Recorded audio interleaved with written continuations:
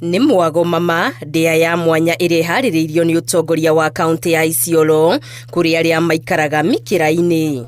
Siku ya leo tumejumuika hapa kwa sababu kila mwaka tunakuwa na sherehe Thanksgiving. Na pia tunashukuru ni the third time na tunashukuru wa Biebo governor anakuwa amesupport full support kutoka kwa governor. Hii venye mnaona watu wamejumuka hapa kupiga sherehe. This is the third time governor amechip in. We really appreciate you. You have done enough and we say thank you.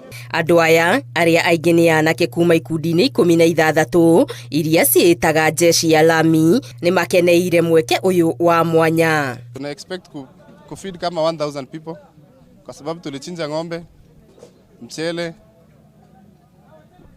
inatosha more than 1000 people. No na kuri uguo ayuthi aya ni macakaite ni kiria maugite ni kuhinyiririka muno matari na wagwika na makaga ona gaciraga kwihanda muturire-ini. Sisi tunamwambia tuendelee kutushika mkono na asimame na sisi kabisa. 2026 tunataka sasa kiongozi urudi kwa ground. Simama na wale vijana hujawafikia.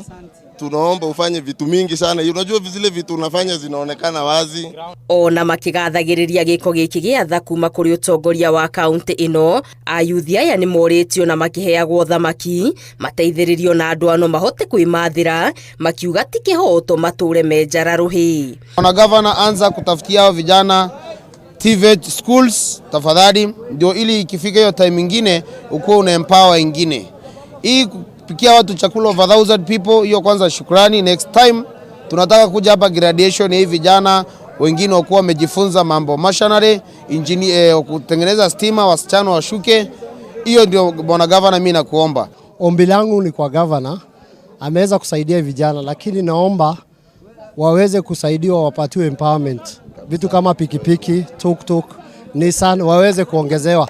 Wasichana pia tuko kwa ground, tunataka kujua kushona, kusuka, atutafutie pia hizo empowerment programs, tujoin, tujijenge, tujitegemee. Ayuthi aya ni moretie aruna ao ayuthi metheme kuhuthika uru ni ateti riri kimera gia kambeni gikuhiriirie.